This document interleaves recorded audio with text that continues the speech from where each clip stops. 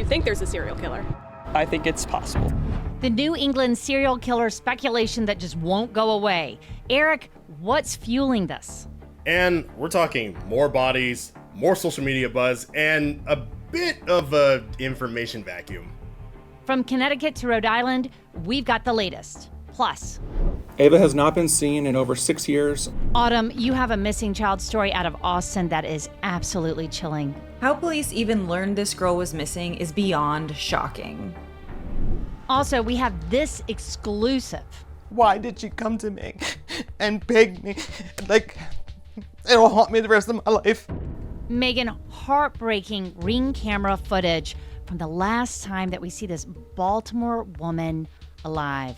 Her family is devastated as they try and piece together the puzzle of her suspicious death. I'm senior investigative reporter Ann Emerson, and we're going to get into all these stories here on Criminally Obsessed.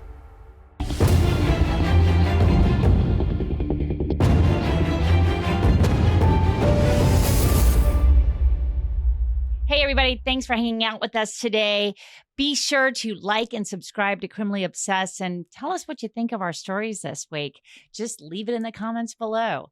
Now, we're going to head to Baltimore to begin with because we have an exclusive from our folks over at Fox 45. Take a look at this video. It is the last time 53-year-old Dawn White was seen alive just days before her body was found inside a safe in her South Baltimore home. Megan, hey, you've been following this story. What are you finding out? And how Dawn wound up in this safe is still a mystery. What we do know is she went to her sister's home 5 days before her body's discovered. Her sister was not home, but the two spoke through a Ring camera. When I say I'm done with look at me, I'm done. You have nowhere to go? At my house, so just stay there. So how was Dawn found in a safe? Megan, this story is so disturbing. Can you just a little bit take us through the timeline? Because there were a few days where, we see this Ring camera video and then it takes us into her house. Tell us what happened. Yeah, so there's 5 days between the last time that Dawn was seen on the Ring doorbell camera and when she was found. And what we know about those days is that the last time that anyone spoke to her was on April 14th. Then on April 17th, a welfare check was called on her because nobody had heard from her. They show up to her house and her door is open, which is really strange to me. They just look around weird. And they don't go to the basement, which is where the body has later been found. And they leave. Why aren't they going inside? Well, that's a good question. Yeah. Why would they not check the rest of the house? So where did they check? They just checked it seems like they only checked the upstairs area. Someone told them that they didn't need to check the basement. From what interviews and talks with the family, it seems like they were like, the basement's not important. That's a little fishy. Sus. Yeah, especially since she's not anywhere to be found.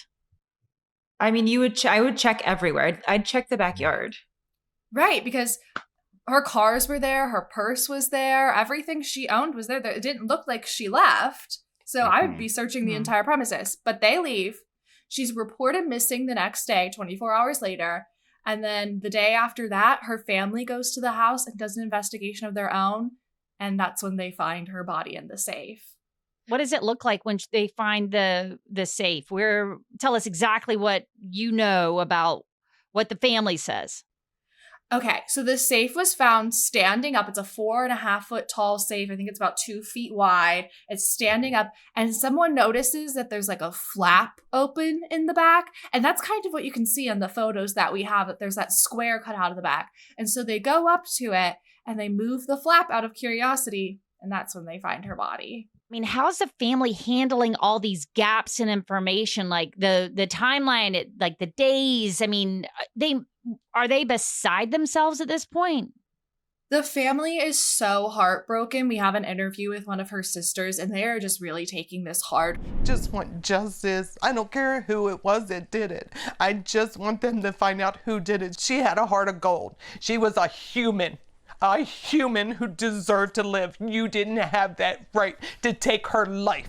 And they're taking the investigation actually like a lot onto themselves. Like we have B-roll from their home, and then we got an interview with some of the family members, and they have all of these trifolds covered in evidence. Like they're doing their own investigation, calling everyone they know, trying to piece things together themselves because they feel like maybe the police aren't doing enough, and they also just really care about Dawn and want to know what happened to her. I mean, it looked like there was like a war room going on in there where they're like setting up, evidence on the walls and there's posters. I mean, have you guys ever seen that in other investigations? I've never seen a family go this hard this quickly. Like usually it'll be like if it's a cold case that's been going on for a while, that's when they really start to go the full like, hey, we have a full whiteboard of like information and we're trying to figure out, the mystery of this case.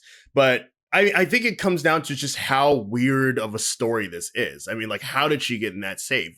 Did somebody put her in there? They have a suspect, or at least the family has a suspect that they think is most likely involved in it. I think they're trying to just take the initiative to like solve it for themselves because I mean they really care and they're really confused about what happened. Yeah, like they have said that they've been kind of shut out by the police. They're not recognized as immediate family. Only Dawn's daughter and her mother are seen as immediate family. Yeah, and so they are just gathering all this on its own. I mean, they found Dawn in that safe in her home, so that they have photos from there. They have photos from when she was taken out and from her funeral, and they have her dash cam footage. I mean, this is all stuff that they've gathered on their own, and I think just being kind of shut out of the investigation has made them just want to do what they can on their own because they don't know what the police are doing or if they're doing anything. I mean, and what broke my heart was watching the sister. I know. Yeah, oh my God. My kids keep telling me to stop beating myself up over it, but it just plays over and over and over again. Why did she come to me and beg me? Like, it'll haunt me the rest of my life. Yeah, and I think she especially kind of might feel some guilt because as she talks to Dawn on the Ring doorbell camera, she's not home. She can't let her in, even though Dawn's saying that she's ready to come home. It seems like maybe she might need some help. Who is the boyfriend? Have we seen, are there any interviews with him? Are they giving us any information? No. The police haven't given us any information on this boyfriend. We know that she has one because she talks about him on the Ring doorbell camera. Were there domestic violence issues? There was 2 incidents that are reported. Last week, Baltimore police telling Fox 45 those 2 incidents were from March. However, we uncovered this call to Dawn's home on April 9th, 10 days before her body was found. Here, I just pulled up. I have a domestic here. You have a medic response, number 2 female, 54. They have bruises to her right leg and her hand. Saturday, Baltimore police telling Fox 45 the victim was taken to the hospital and a warrant was issued for the suspect. I hate to say it, but he does it all the time to her. Her sister wasn't there to let her in or couldn't. So I think maybe she feels like there's something more she could do. And now it's really affecting her and she's putting everything she can in trying to find out what happened to her sister. What was going on in Dawn's life when she all of a sudden she shows up at this Ring video? Do we have any insight just because we've had some information from the family? We do have some insight from her sister. She says that she was actually really surprised to see Dawn show up on her porch because Dawn didn't know where she lived. Dawn has had kind of a bit of a rough past, with using drugs, and she got clean and she had a wonderful life with her husband who passed away 8 months ago. And ever since then, things have kind of been very hard for her. She's been going through a tough time. So anytime that the family had seen Dawn, they had mutually met at their mother's house. So Dawn actually had to search and knock on doors to find her sister's house. Oh, and then when she shows up, Wow. a stranger, That's crazy. Someone who knows the sister takes Dawn to the sister's house, and she shows up to talk to the front door, and the sister doesn't even recognize Dawn at first because Dawn just recently dyed her hair. And so she's talking to Dawn, she's like, hey, it's Dawn. And she's surprised to see her sister there at her front door with dyed hair. It was just a shocking encounter altogether. Well, and her sister's not there. It's not like she's on the other side of the Ring camera video thing in the house going, right? She's somewhere else. Is that right? Yeah, I saw a lot of comments on a video that we posted about this, being like, why didn't they let her inside? She obviously needed help, but she's talking to her through a Ring doorbell camera while she's at work. She isn't at home to let her inside. She can't do that for her right then, but she is talking to her through the phone, basically. Yeah. So, I mean, there is no suspect, and no one's being named as even a person of interest right now. Yeah. Right now, this isn't even being considered a homicide, which I think is really crazy. Right now, they're calling it a suspicious death investigation. And they're saying that when they got her body out of the safe, keep in mind, this is a 53-year-old woman inside of a 4.5 foot tall safe. So it's not like she really fell in there. That seems unlikely to me, but they're saying that she had no indications of trauma on her body. That's what they're officially saying. There is no medical examiner's report yet, but the police have not given any indication that they think this is a homicide, which is strange. Well, and the thing is like, I mean, we know that a suspicious death is sort of that umbrella term, right? So it's the beginning of an investigation. So police can still make it a homicide, call it a homicide. Yes. But right now we're sort of dealing with that suspicious death umbrella until they start getting some more details. And also because she was in the safe, what I was thinking about was because she was in the safe for as long as she might have been. I mean, we don't know enough details yet. Like, all we know is that the last time she was seen was on the 14th, right? We don't know when she actually got into the safe. We just have a timeline of her last whereabouts, which makes it even more nefarious, but also we just don't know yet. I mean, the other thing that's really bothering me is that door being open when the police went. Yet they still walked away thinking, that is weird. We don't know what the problem is. So tell us what you think. And we're going to move on. We've got to head to Austin, where police right now in Austin, Texas, are searching for a missing child. And get this, the child has been missing since Christmas Day, 2017. These are the last known photos of 9-year-old Ava Marie Gonzales. She was just 2 years old when she disappeared. Autumn, you live in Austin, so I know that you are invested in this case. How did police discover that little Ava was missing? And this story starts off horribly and just gets worse. Police only found out because they were investigating Ava's mom for abusing one of her other children. And this poor little girl was reportedly locked in a closet and starving. And if that's not bad enough, when officers start checking on the other kids, they realize a 9-year-old girl should be living there. But no one has seen her in years. I mean, 7 years. I mean, who called police? How did they get to the house and discover this? So it was the grandmother, Marina Rosales. She actually made that call to 911. And the affidavit says that she was hysterical and reported that her granddaughter was in the closet, malnourished. When they got to the scene, they started to investigate the situation, found out that there were, 7 kids in total at the house. But through that, they also discovered that there was an 8th child, Ava Gonzales, who was not present.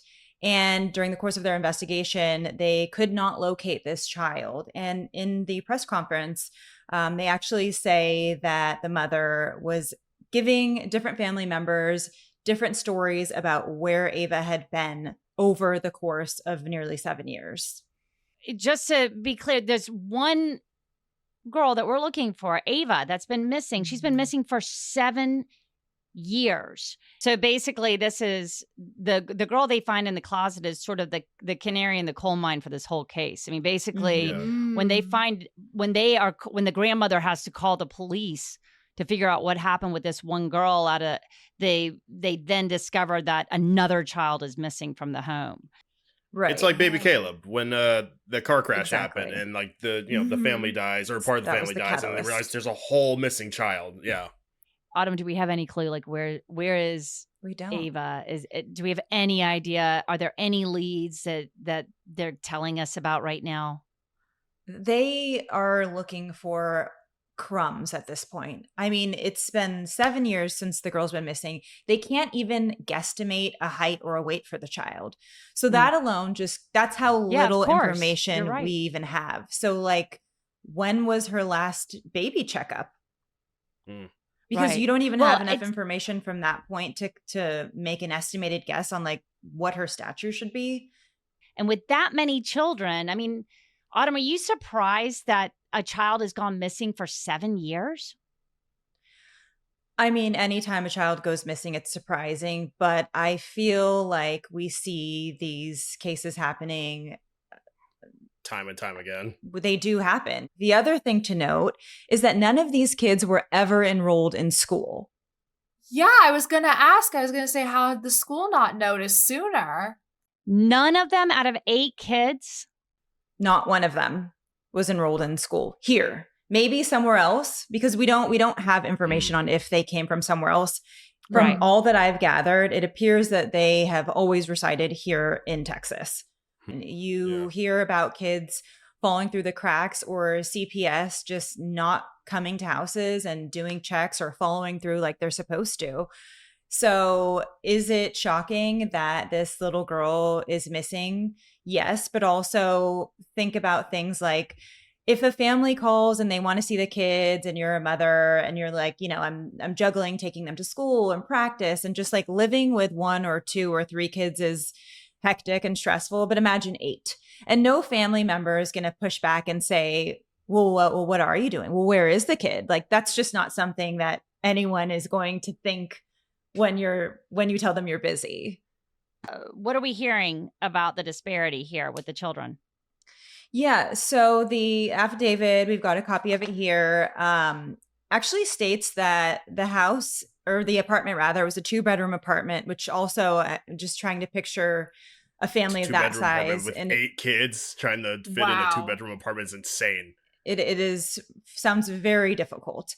But the kitchen was fully stocked, pantry fully stocked with food, refrigerator fully stocked. So it seemed like some of the kids were, from what all we could see, were doing fine, with the exception of the one child. So the fact that we don't know where Ava is and no one has seen her for the last 7 years, this just tells us that this may not be that unusual, that she has treated one of her kids differently than her other kids, because they showed up at the house because one of them was being starved in a closet, and only to find out that one was just absolutely nowhere to be found. We want to hear a little bit about what was happening to this young girl that they found in the closet. The details are very disturbing, so I'll just put a little warning there. The 7-year-old was essentially living in a closet in the house and only being fed a corn dog and a half a cup of water every day for what we believe to be about a month. The fuck? Sorry. Yeah. Like, that's so cruel. Wow. We don't know why this child specifically was being abused. I mean, there were 6 other kids in the house who apparently were healthy, from what, visibly healthy, I should say.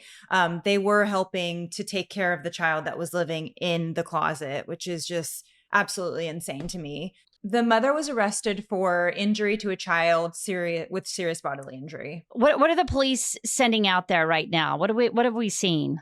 So there is an age progression photo of Ava, and there's a brief description. They say she's a Hispanic female with straight brown hair and brown eyes. Because they have had no record of her since she was 2, they don't know how tall she would be or how much she weighs at this point, but we'll put that on screen for you. There's also a bunch of contacts where you can submit information if you have any. At this point, they really just want any information on her whereabouts or just any tips with, like, at this point, anything is something. We want to hear in the comments, what do you think about this? And how does a child go missing for 7 years? It just sounds too long to be true. I mean, to now find this out and for this to have gone on so long is disturbing. We want to hear what you think. Thank you so much, Autumn. Now, we're going to turn to New England right now. It's a case we've been covering, and local reporters are now saying that fear is spreading faster than the facts because there's still so much unknown about this supposed serial killer. Rumors of a New England serial killer are spiraling online. Several bodies have been discovered across the region, one after another. Police departments are insisting there is no connection, but the internet still isn't buying it. Okay, Eric, you first told us about this story 2 weeks ago. What's changed? Well, and the last time that we actually talked about this story, there was up to 10 bodies that were suspected of being a part of a serial killer spree that the internet at least thought was a serial killer spree. But as of now, it's gone higher. Now that number has grown to 12, and they're along the I-95 corridor in Connecticut, Massachusetts, and Rhode Island. But a Facebook group dedicated to the serial killer theory is growing faster than the body count. It has tripled in members in just 2 weeks. And our friends at NBC 10 in Providence spoke with a forensics expert about why speculation is growing so rampant. There's information that's been made available to the public, and it's not a lot of information. And so it's the absence of information that I think allows for some speculation to run wild at this point. Well, it certainly is running wild. I mean, huge numbers on this Facebook group, but there's a lot of new information coming in about suspects and we're getting more information, right? So can you, Eric, tell us a little bit where the investigations stand? Because there's got to be like a dozen agencies working on this right now. Yeah. So from what we know that there are 5 bodies that are actually considered homicides. There are 2 that so far the police have said are absolutely not homicides. They don't think that these people were murdered. They just, died and happened to land wherever they landed. And then there are another 5 that haven't been accounted for yet or haven't been confirmed yet. They're still investigating. Some of it might be due to like decomposition. So, maybe the bodies are like too far gone. So it's making it a little bit harder for them to figure out like what's actually going on. So that kind of accounts for the entire 12 that we have so far. And then you have at least 3 suspects connected to 4 of the dead bodies. There's the 2 in Salem that's committed by one guy, or they have one guy convicted for it, or not convicted, sorry, charged. Then we have 1 body in Groton. That's the woman, Susan Wormser, who they believe was killed by her roommate. And then there's the most recent one, the 12th body, which I believe is also in Connecticut, and they believe she was murdered by a man that she knew. So like someone she knew, whether it was a boyfriend or a friend, they haven't confirmed yet, but she at least knew this man. So that's kind of all we have. All the other ones are still out in the open. They're still investigating, but that's at least the most like confirmed knowledge that we have. This is an astonishing amount of chatter right now. Yeah. I mean, have we ever seen anything like this? Like, do y'all remember anything like this where you've got a Facebook group that's grown to 70,000 people, asking, where's the serial killer going to strike next? I mean, it's pretty crazy. But you also got to think of like the state of the internet has changed, insanely, within the past 2 years, it's changed where like people can really like find a subject and just hound on it and blow it up to like, whatever height they want to blow it up to. So like the idea like that, like a group of people, and it's people outside of, the New England area or people within the New England area are coming together to just discuss and theorize about like all of these bodies being found. I mean, it's not something that we see often, but we shouldn't be surprised by any of it. Yeah. We've got serial killers right now. We've got, we're dealing with one case of an alleged serial killer up in Long Island. We're dealing with these cases, but we haven't had like kind of a tracking of a murder or something like that. I guess what I'm trying to say is like, is this kind of feeding the true crime need for a new serial killer out there as far as gossip goes? Well, yeah, like we talked about this in the past, where like people love having a boogeyman. They love having that person that we can point to and say like that is the killer. Whether like it was back, like the 80s and the 70s and 80s was like a great time for that with guys like Bundy or guys like Richard Ramirez or Charles Manson back then. The Zodiac imagine killer. If they had Facebook. Imagine if they had Facebook. No like kidding. this shit would be point. Absolutely insane. I mean, people talk about Zodiac to this day on Facebook. So yes, they do. It is that thing where like I've got his poster somewhere.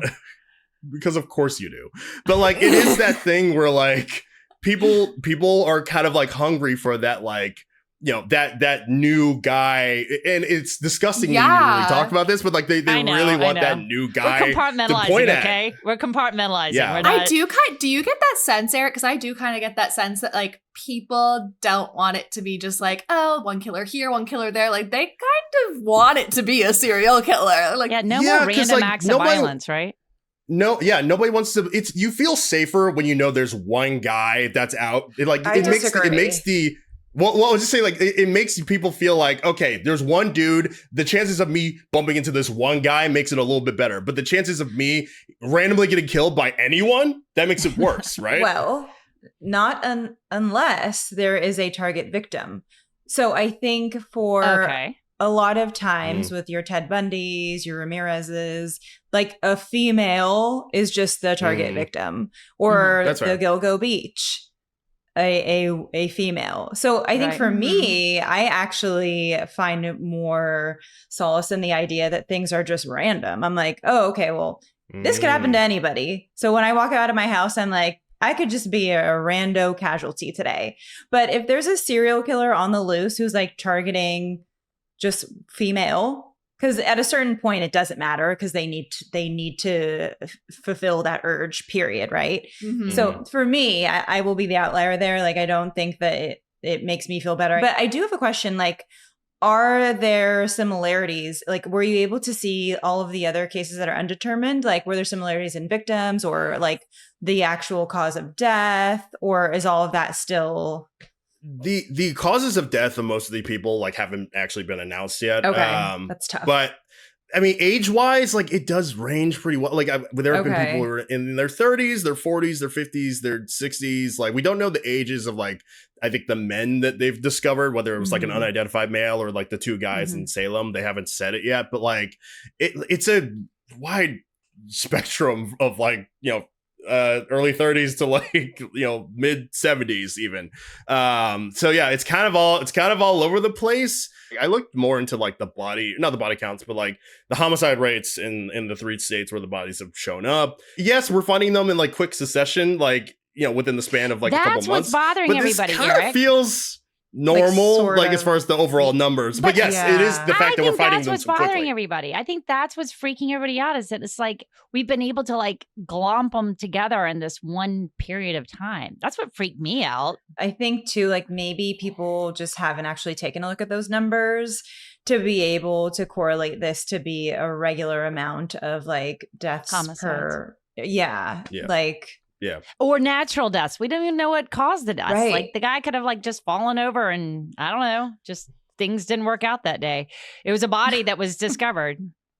We know for a fact that a few of the people, like, they do consider, like, it just happened to be some sort of, like, natural causes of death. And, they just landed wherever they landed, whether it was in a lake or, on the side of the road somewhere. But, the I-95 concept is interesting, though, because, like, we talked about this in the past, the idea that a lot of serial killers now are truckers and, like, they are just going up and down. In fact, I think there's a book called... Thank you for taking us to that rabbit hole. I want to go down that rabbit hole for a minute. Thank you. Thank you. There's a great book by Frank Figliuzzi called I think it's called Long Haul, but it's the idea, this idea of like truckers being the new serial killers in the modern age, because it's this sort of like nomadic lifestyle where you could just go in and out of a town and easily get away with a crime. You just dump it on the side of the road and keep going.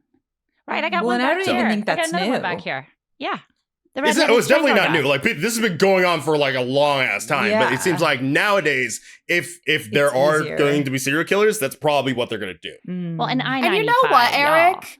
You know what? Like we say like, oh, it's probably not a serial killer. Like he's killing like, or whoever the killer is supposedly is killing men, women, different ages and everything. But also there's so much information about like serial killers out there. Like everyone thinks they're an expert, that like it is possible that there is a serial killer and they're killing people randomly of different ages to throw you off, Like, I feel like there's so much information out there on, like, how you catch a killer that anyone can read that and be like, fueling that Facebook right now. I don't know. I'm kind of, like, switching sides. Well, here's the thing. Like, I don't even think that what the group is doing is wrong. Like, yes, we had the Narragansett issue where like they pointed the cops in the direction of like going to this beach and searching it. Which even then, like, I talked to the reporter who actually spoke to this detective sergeant of Narragansett, and he said, look, like, sometimes you just have to look into these things. If enough people are calling about it, it's like you would rather be the cop that wasted an hour or 2 hours of his day searching for something that didn't turn out to be true, rather than ignore it and then it blows up in your face and it's this horrible discovery later. I think we all, you know, get annoyed with like the obvious grifters on some of these social media sites who are like just trying to stir up fear. But I don't think that's the entirety of the 60K people in this group, you know, like I think that's a small section of people who are just trying to make a profit off of this story and trying to stir up the conversation. But I think there's a lot of people out there who are actually trying to do some good. Totally. And we want to hear from you as well. Like, do you have any theories out there of what's going on in the New England area? Have you been following this? Is this a conspiracy gone wild, or is there anything to this that we haven't been paying attention to? So we'd love to hear from you. And I just want to say thanks so much to you guys. It's such an interesting conversation this week. And I hope that everyone's going to like and subscribe to Criminally Obsessed, and you know, make sure that you're leaving comments in there and telling us what you think about these stories. We've had some really interesting stories this week, and we were going to have more for you next week. So stay tuned and come find us again.